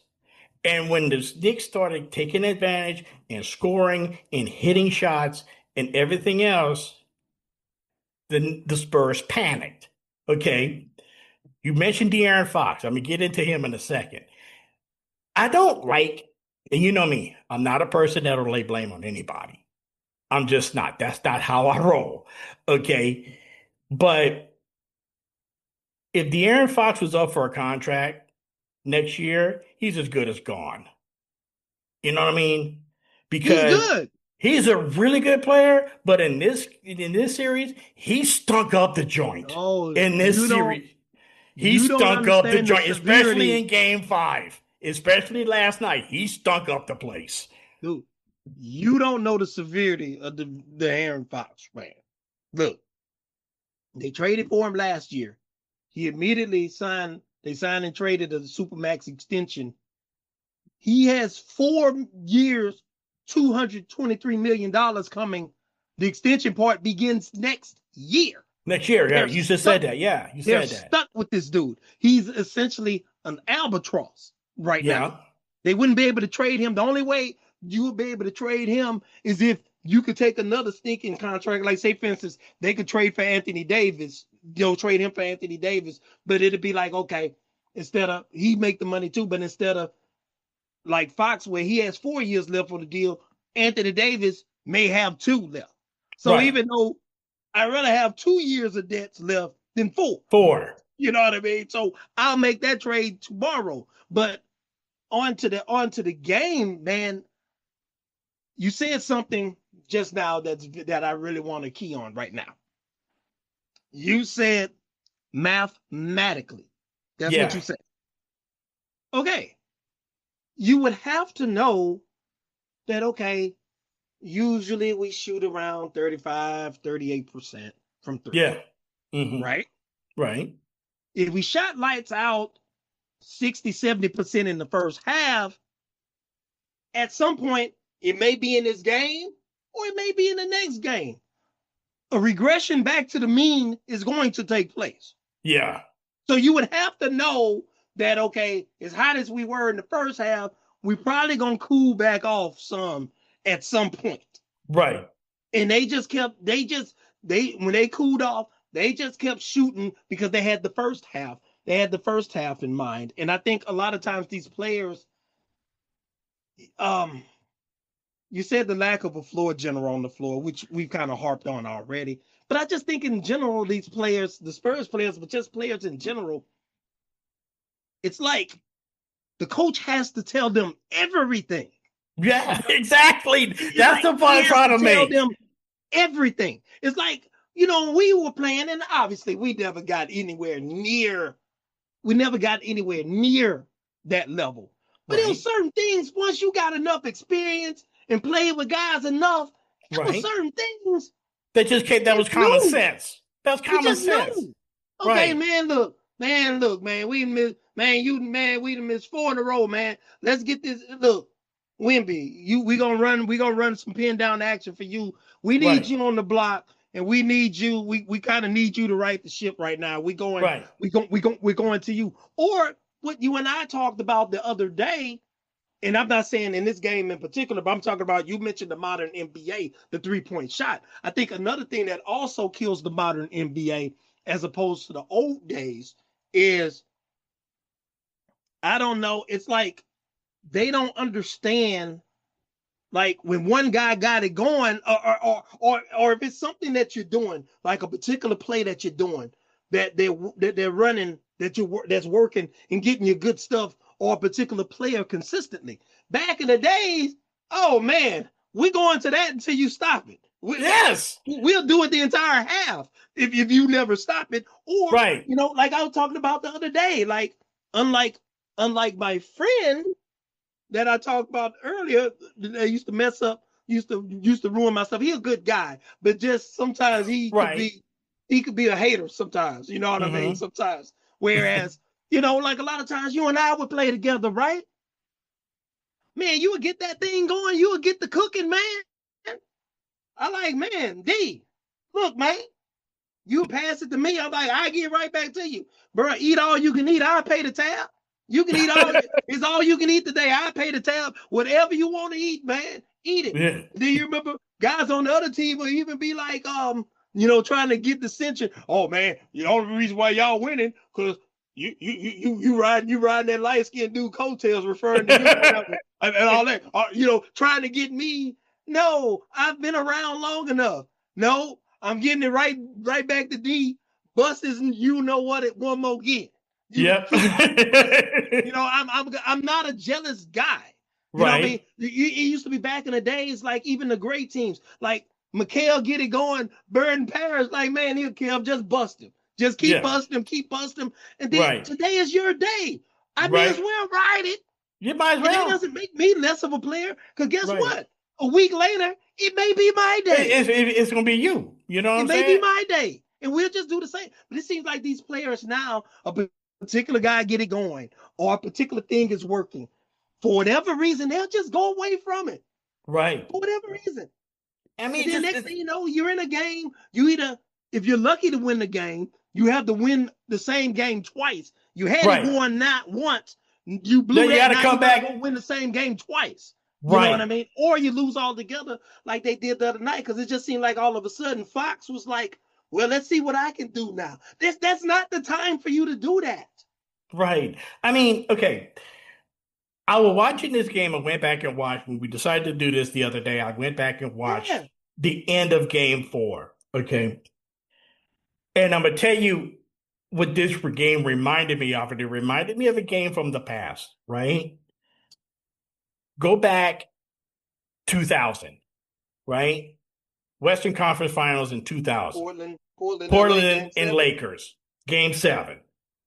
Portland was up at one point, they were up by 16 in the fourth quarter. Yep. They were up by 16 in the fourth quarter. And then the Lakers started coming back. At one point, they were up 71-55 and outscored Portland 31-13 in the fourth. It was like, okay, and I went back and just checked out just different parts of that game, different parts of that fourth quarter. Chuck, it was like what I was watching the other night with the Knicks was like a carbon copy of that game. It was like Portland just was like try something, miss, and the Lakers shooting early in the shot clock, and that's exactly what happened in Game 4. The Spurs shooting early in the shot clock, giving them time to compose themselves, run an offense, shoot a shot or whatever, and then the ending, Kobe to Shaq on the alley. Very reminiscent of what happened with OG Anunoby, except with OG was a lot more dramatic, because it happened with 1.2 seconds. Plus, the thing with Kobe was like less than 30 seconds. But that's a type of loss because remember what happened to Portland afterwards. They were not to be seen from again for about a decade. But now going back to that Game 7, remember? They Then they became the jailblade. They had an ancient AC Green. They couldn't guard Rasheed Wallace to save their life. No. And then all of a sudden, to your point, he never touches the ball again, and it just like they just fall apart. Now, question for you with this, right? Usually, they are a very young team, but to your point that you just made, and I'm going to pose the question to you. Usually, when you lose like that, it is very difficult to come back. Like, for example, the night when Russell Wilson threw the interception, I told my girlfriend we watched the game. I say the Seahawks. I say that's it for them. I say next time they go or win the Super Bowl, it's going to be an entirely new coach and an entirely new different roster. By the time they get back there, and they did. That's exactly right. Now, due to the fact that they are so young, do you think that is the case as far as the Spurs are concerned in any way, whether it be the coach that has to go or something, or do you think that they make a move perhaps to bring someone in eventually? Or I will say this. I will answer your question this way. The Spurs are going to win a title before the Knicks do. Absolutely. Yes. They're going to win the title before the Knicks do, because I think that the window for the Knicks, they won it when they had the chance to.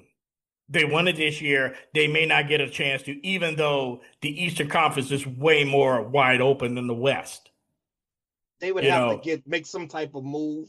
Now, do you think now that they've won the championship and they're on, that may make them more attractive for free agents or something? Maybe so. Maybe so. But I'm talking about, as far as this present group, they would have to bring something else in, because with this present group in Mike Brown, no. Because you still got to, because in the East, you still got to contend with the Celtics. And the Celtics were just a little bit kind of discombobulated this year without having Jason Tatum for most of the year. You got teams that's up and coming, that's not quite there yet in Detroit, in Orlando, in Cleveland. They're not quite there yet. So, but out west, you got OKC, you got a couple other, like off the top of my head, you got Denver that's still kind of hanging around, but they're kind of starting to fade away or whatever. But you definitely got OKC. They're going to be back. I think the Spurs, but it's going to take a minute. Okay, it's not going to be like next year. I don't think. I really don't. Okay. But out west, you got teams like Denver.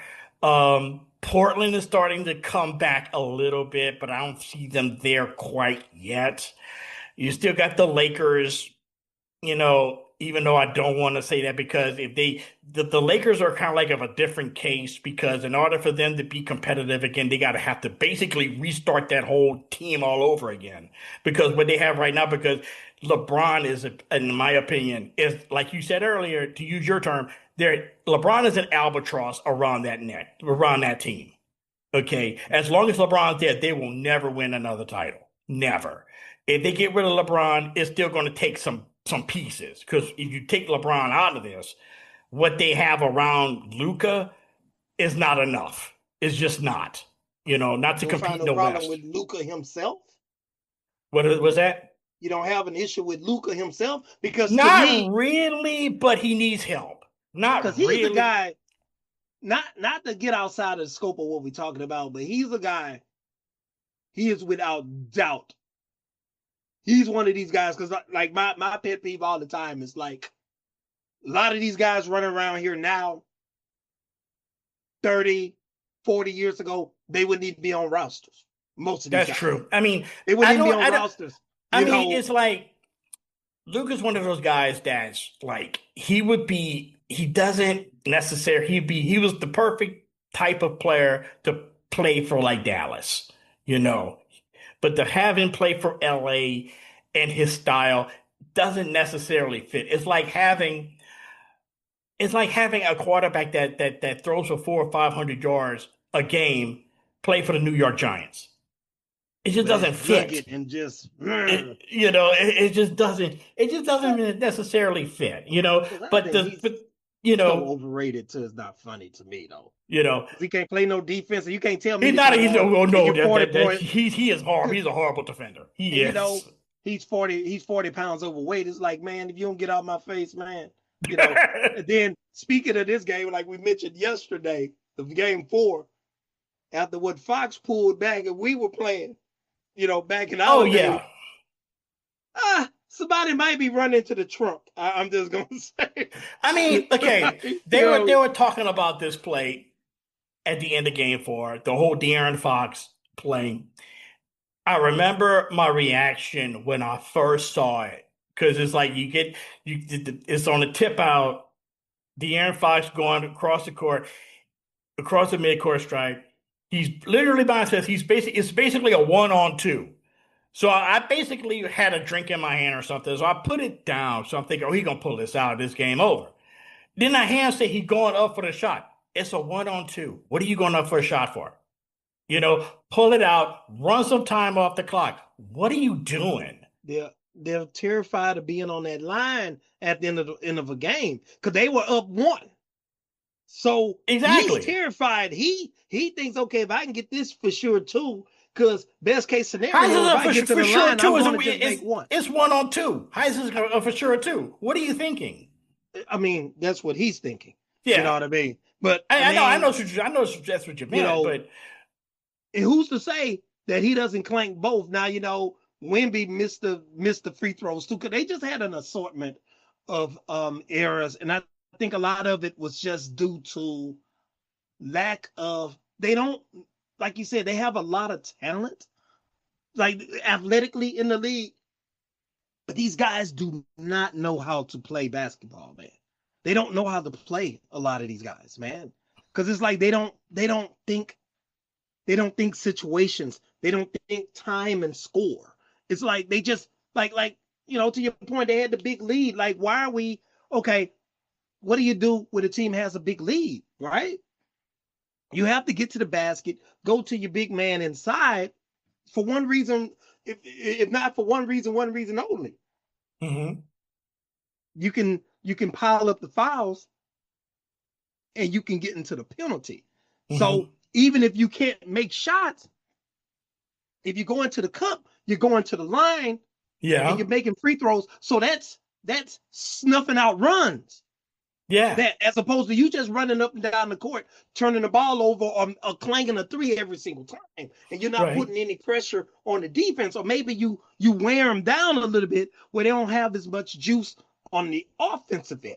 Right. But these players, they don't play like that, man. It's just like they play program, and they all nobody has signature moves or signature shots. It's like they all play the exact same way, everybody. Or it's like that. This lack of situational basketball knowledge. Yes. That's when because the short time that I coached Little League baseball, that I briefed 2 summers or whatever, that's all we used to work on was situational stuff. Yes. Situational stuff. Like we put a run on second. It's 2 outs. What do we do? I just throw the ball to a player. You got the ball. What do you do? That's such a thing. And we work on that you have batting practice or inter-squad game, but most of the time it's just teaching them different situational stuff, which I don't think anybody does. Because when I saw that play happen with De'Aaron Fox in game 4, he's running up the court. Okay. I'm thinking to myself, okay, he's going to act like he's going to go up and then turn around and just sort of kind of set up and run clock and make them foul you. Because that's what I would do. I would have got the ball, saw the situation, or I'm backing this out. Okay. They're And if I scared. go to the line and I clank both of them, okay, fine. I clank He's both scared. of them, but He's at least scared. I got some time off the clock. But dude, I am telling you though, man, these guys, all of these guys, man, like the American players I'm referring to, this AAU circuit stuff is trash. Oh, I Because know. my I niece, know. my niece played on it, right? And you thinking, okay, it's gonna get you like you don't get better if you don't practice. Practice. All they do is play games and travel. All it does is cost a bunch of time and a bunch of money. Oh, yeah. Because Trust me. I know that 90, for firsthand. 99% of the people is not going to even benefit. Like the most visible players, obviously, gives them a bigger platform to shine. But most of the kids, man, their parents, you're just running up and down the road all week, and on the weekend, you're just spending up a whole bunch of money for nothing. Yeah. You know what I mean? And they don't practice, they don't learn the game, they're just playing. And then you can see that just they don't stay in college long either anymore. So it's just like, since they are who they are, especially with NIL, people are so scared of losing you, they just let them do whatever they want. Right. So last night we got Game 5. Knicks in the drought finally win the championship, 94-90. Jalen Brunson dropped 45 points, most points ever scored by a Knicks player in a finals. He will never have to buy dinner in New York City ever again in life. Okay, he is, right up there with some of the greatest New York stars ever, with his performance last night and in this series and in the playoffs. And, I think by his own personality, because he's something of a humble guy, he's somewhat of a quiet guy, you know what I'm saying? So he's like, he's not to the level of like a Derek Jeter yet.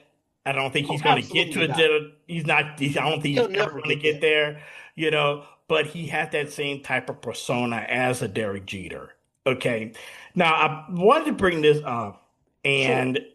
and I wanted to kind of wrap this up with this topic. And we don't have to spend a ton of time on it, but it's just something Hey, I'm it just works. curious about. And I wanted to end it with this. The Knicks had the third longest drought in NBA history and for like 53 years since the last time they won a title. Okay.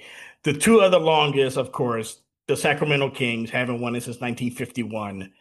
And the Atlanta Hawks, back then the St. Louis Hawks, haven't won it since 1958.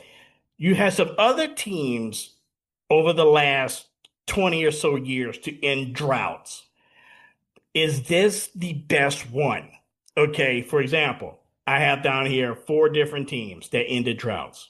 One, the 2016 Cubs, which ended a drought of 108 years. Then you Correct. had the 2004 Red Sox, the 2005 Chicago White Sox, and I also put down here for fun the 2009 Saints. If you include this one, is this the best one? No. To me, by far, and it's not even close.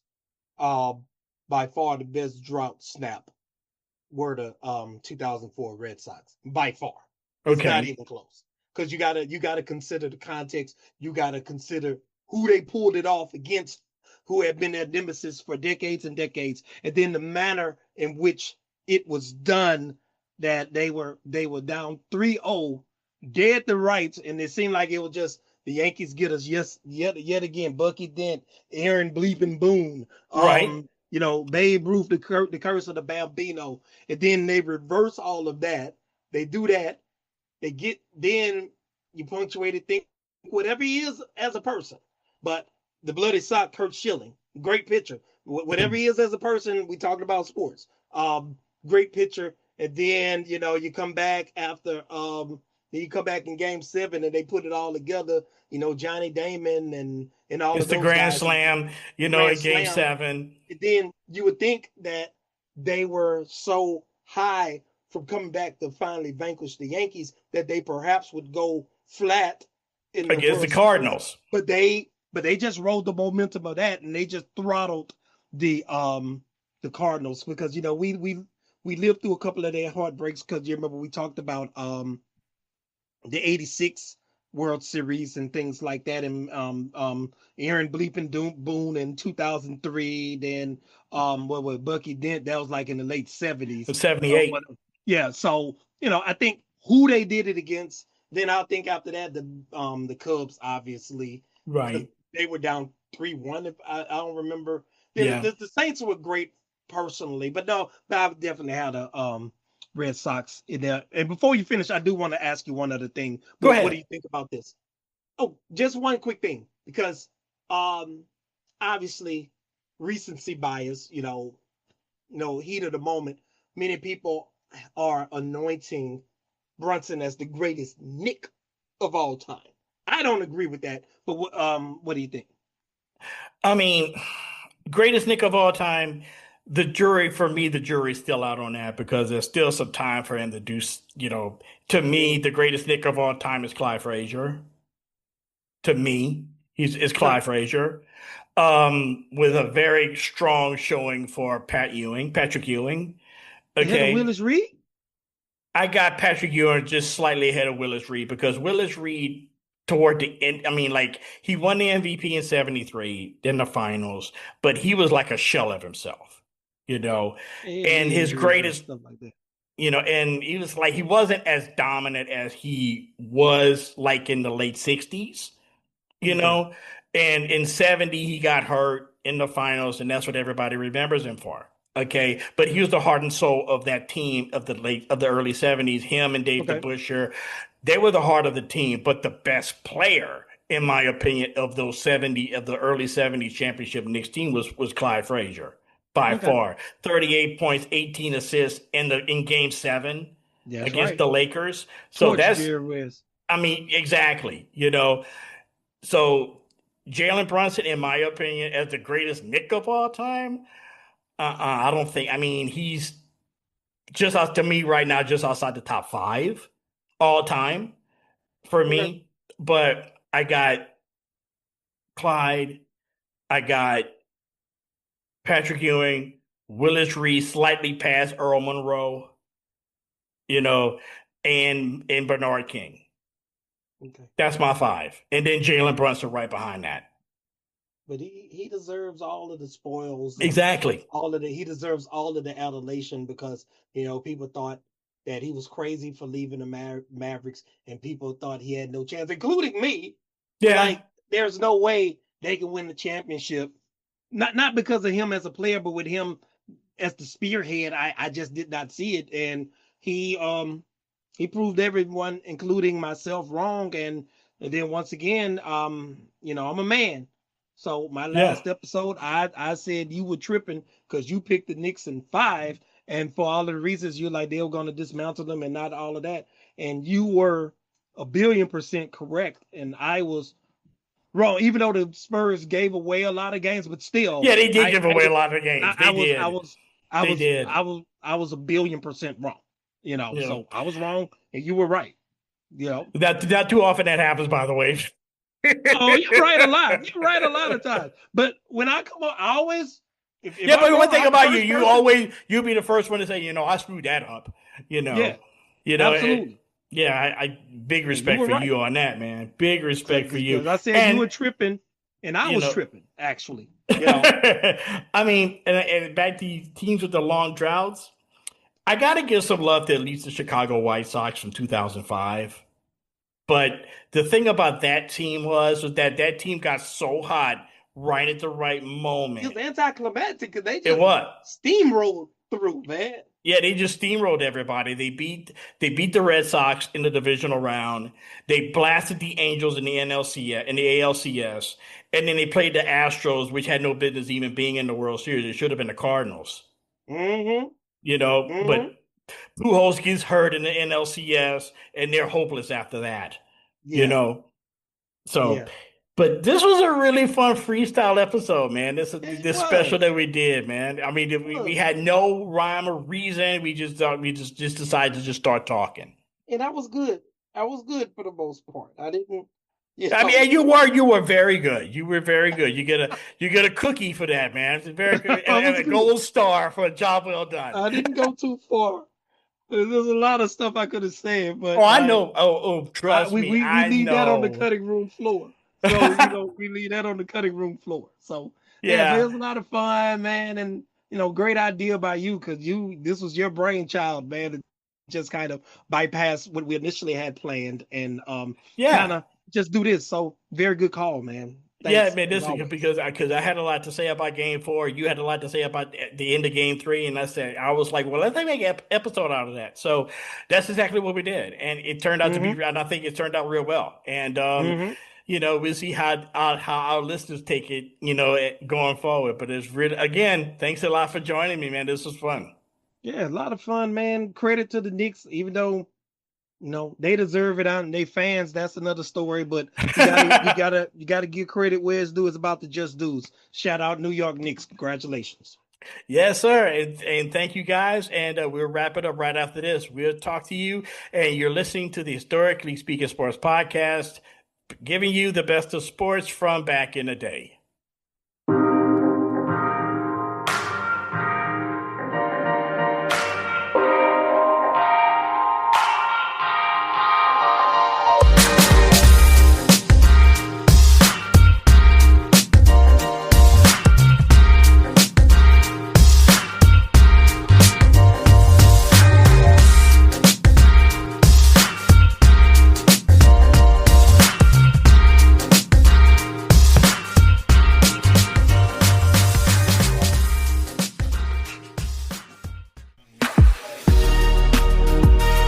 Thank you so much for joining us once again here at the Historically Speaking Sports Podcast.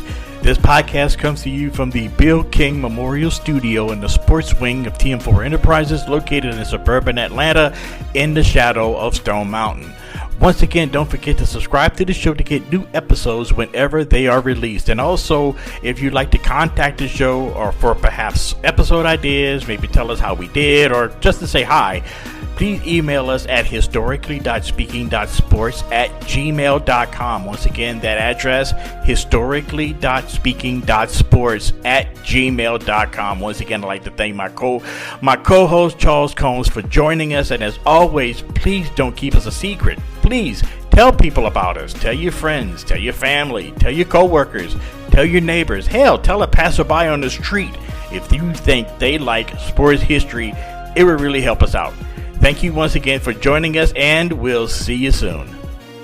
This podcast is part of the Sports History Network, your headquarters for the yesteryear of your favorite sport. You can learn more at sportshistorynetwork.com. Hey there, sports history fan. This is Arnie Chapman, a.k.a. the Football History Dude, and I hope that you enjoyed this recent episode presented by the Sports History Network and were able to learn some good old-fashioned sports history knowledge nuggets. I started the Sports History Network back in 2020 with the mission to help podcasters find a community of like-minded sports history nerds, as well as helping aspiring podcasters to start their own shows.